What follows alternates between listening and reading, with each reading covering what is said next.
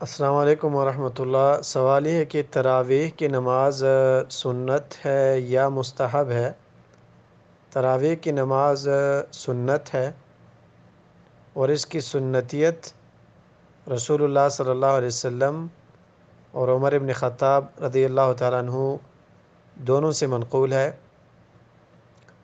بخاری میں حدیث ہے 872 اور مسلم میں ہے 1271 کہ رسول اللہ صلی اللہ علیہ وسلم نے 3 رات مسلسل صحابہ کرام کو تراویح پڑھائی، اور چوتھے دن صحابہ کرام انتظار کرتے رہے، لیکن آپ صلی اللہ علیہ وسلم نہیں نکلے، اور فرمایا انی خشیت ان تفرض علیکم، میں اس لیے نہیں نکلا کیونکہ میں ڈر رہا تھا کہ کہیں یہ نماز آپ لوگوں پر فرض نہ ہو۔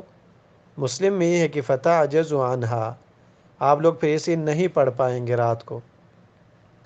تو یہ سنت نماز ہے، رسول اللہ صلی اللہ علیہ وسلم نے 3 دن پڑھی ہے، اور 3 دن کے بعد آپ صلی اللہ علیہ وسلم نے جماعت کے ساتھ پڑھنا چھوڑ دیا تھا، اور اس کی علت یہ تھی، امام ابن عثیمین رحمہ اللہ فرماتے ہیں کہ کہیں یہ نماز ان پر فرض نہ ہو جائے۔ بخاری میں حدیث 1060 اور مسلم میں 1174 کہ کبھی کبھار رسول اللہ صلی اللہ علیہ وسلم ایک عمل کو بہت پسند کیا کرتے تھے، لیکن اس عمل کو چھوڑ دیتے تھے اس ڈر کی وجہ سے کہ کہیں یہ عمل فرض نہ ہو جائے۔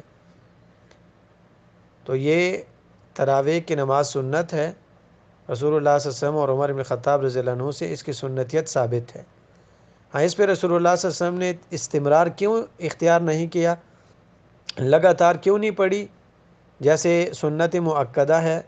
کیونکہ رسول اللہ صلی اللہ علیہ وسلم نے ایک علت کی وجہ سے نہیں پڑھی، اور وہ یہ ہے کہ کہیں یہ فرض نہ ہو جائے۔ تو جب آپ صلی اللہ علیہ وسلم فوت ہوئے، وحی کا آنا بھی بند ہو گیا، تو جب وہ علت ختم ہوئی تو یہ نمازوں سے سنتیت پر برقرار ہے، واللہ اعلم۔